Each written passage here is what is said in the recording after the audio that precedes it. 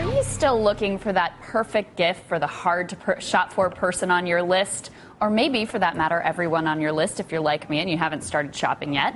Well, look no further, because now for a limited time only, you can have your very own Scrooge McDuck-style money swimming pool. Oh. Included with your money swimming pool are 8 million Swiss coins and apparently 4 attractive Swiss citizens to shovel it for you all day.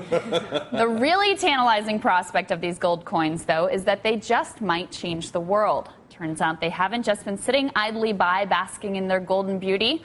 On October 4th, all 8 million coins, one for each Swiss citizen, were dumped outside the Parliament building in Bern, Switzerland, to make a point about income inequality and to catalyze support for what sounds like a radical idea: guaranteeing every citizen a monthly minimum income, or what some supporters call a Mincome. The coins were delivered along with the signatures necessary to guarantee a vote on this novel proposal. It's an idea that has quietly migrated from Switzerland to our own shores, where the gulf between rich and poor has sparked a debate on how to ensure that everyone has a chance to benefit from the fruits of our capitalist society. The basic idea is simple. Every non-incarcerated adult citizen gets a monthly check from the government. Other safety net programs are jettisoned to help pay for the Mincome, and poverty is eliminated. A cheaper but slightly more complicated version of the Mincome would phase out the payments as working income increases. Now, I know what you're thinking. This is some crazy left-wing utopian idea that only Marxists like Crystal Ball and Pope Francis could possibly support. Yep. But actually, while the idea is popular on the left for its potential to guarantee every American a human standard of living, the Mincome has also found support on the right. Libertarian writer Matthew Feeney writes, instead of treating those who often through no fault of their own have fallen on hard times like children who are incapable of making the right choices about the food they eat or the drugs they may or may not choose to take, why not just give them cash? By just giving out cash rather than administering a patchwork of safety net programs, government bureaucracy would go down, and the ability of people to make their own life choices would be respected.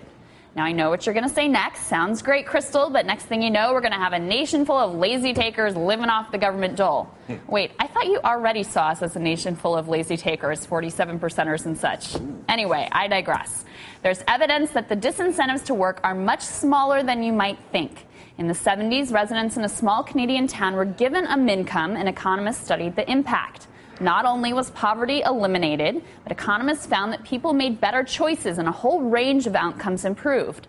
High school completion rates went up, hospitalization rates went down. According to one of the researchers, if you have a social program like this, community values themselves start to change.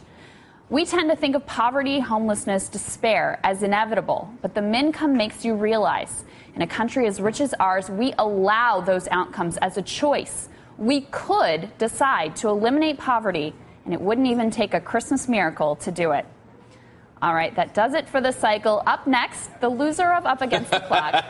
It's the Ari Melber Experience. Oh, yeah. You know, Crystal, you're never a taker in my book. Aw, thanks, Ari. Good afternoon, everyone. I'm Ari Melber. It's